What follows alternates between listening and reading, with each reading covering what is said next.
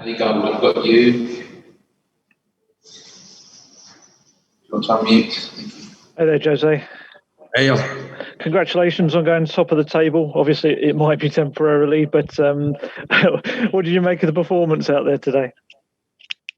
The performance, I would start by West Bromwich performance, because West Bromwich performance is what made us play in the way we did. They played defensively very, very well. When I read Slaven press conference pre-match, I could guess that the team was going to be there for him and to get the performance that they got. So they gave us a very difficult match, and we played safe. Let's say that defensively we controlled the game well, but we couldn't find lots of spaces to play and to create lots of chances. In the last part of the game, they were starting dropping, and I felt that we needed a striker to change the dynamics, to change the positions, and to give them a new problem that until then they didn't have, because they were playing against our three attacking players. And from that moment, the three centre-backs were at the same time fixed by Vinicius. So the goal arrived, I think deservedly, but I have to feel sorry for them because they fought so hard for the point. Okay, if you just mute yourself after you've finished asking your question, we'll go to the next one, which is Mike McGrath. Mike. Jose, is that the type of match you probably would have drawn when you first got to the club? No, you never know. Sometimes it can happen. Lloris made only one save, but that save, I believe it was like 15, 20 minutes to the end of the game. Could be a goal, 1-0, and probably we lose. But the reality is that the players, they understand the need of being a team in every moment of every game. And this game has some similarities to the one at Burnley, where the clean sheet kept us in the run for the 3 points. And then when you score a goal, it's time to be compact and to fight for that victory. So important for us because we are compensating away the points that we lost at home early in the season. Okay, Simon Stone, unmute. Thank you. Hi, Jose. You obviously have a lot of experience of winning titles and know that it's days like this that win titles. Is there enough combinations in your squad to give you the options to compete at the very highest level? There is when a team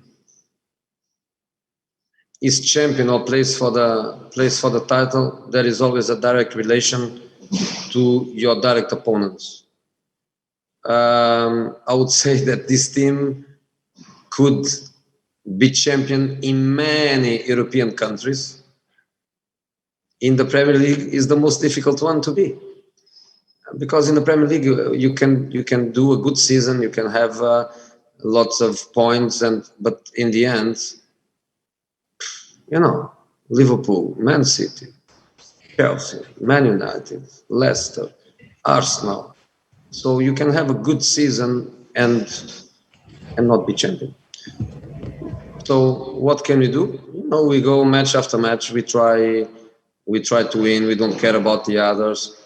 I promise you, I'm not worried about Leicester Wolves or City Liverpool. If Liverpool wins, it's because City loses points. If Leicester wins, it's because Wolves lose points. So I don't care. I just want the team to play match after match and go. In the end of the season, let's see where we are.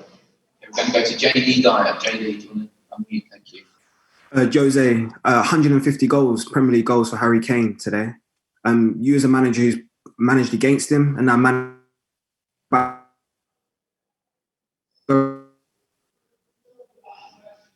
So JD, you've frozen, but I think questions about Harry Kane 150 goals. But do they listen to me? Yes, they can always only JD's frozen, so everyone can at least nothing.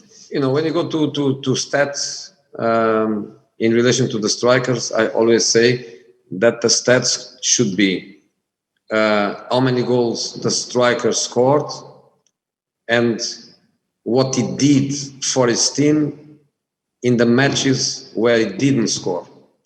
And many of the strikers, their history would be incredible number of goals that they score plus 0. Harry Kane, you have to say this number of goals, this number of assists, this number of balls recovered, this number of duels won, this number of balls that he saved his team in a defensive set piece. This is Harry Kane. It's goals plus these and these and these and that. So for me, it's not about one more goal or one less goal. It's about what he is as a player. I'm going to go 2 more, and I'm basing on those people that are on my list in order. So Charlie Wyatt, and then we'll finish with Matt Barlow. Charlie, do you want to take this question? Hi, Jose. Quite a few of the Premier League teams are pulling their Danish players out of the international game next week. Just checking whether you're doing the same. We don't do the same. Pierre is in contact with his national team. Pierre wants, obviously, to try to play for his national team. Of course, we want Pierre back safe and in conditions to play.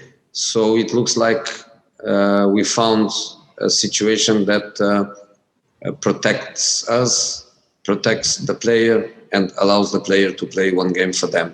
And the situation is very simple. The first match is a friendly, Denmark-Sweden. It doesn't go.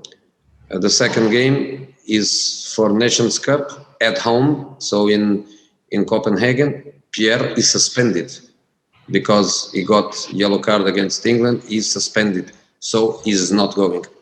The third game is Belgium-Denmark. So he stays with us and he works with us. He goes to Belgium. For Belgium-Denmark, he does what he wants, which is to play with the greatest pride for his national team. And he comes back and the situation fits everyone. Okay, last question from Matt Barlow. Matt. Thanks, Jose. Since West Ham, that's 3 games, all won with late headers. Has something changed since that West Ham game?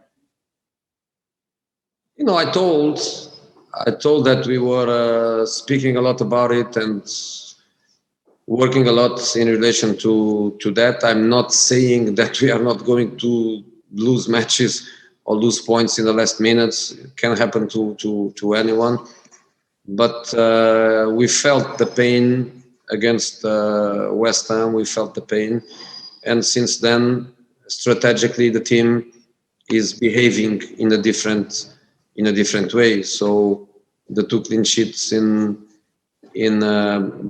Burnley and this afternoon showed the last 5-10 minutes of the game, a team that was very solid. The same thing against Brighton, the last 5-10 minutes of the game. So it looked like the pain made a positive effort, and the team improved after that. All right, guys. Thank you very much. Thank you. Cheers. Thank you.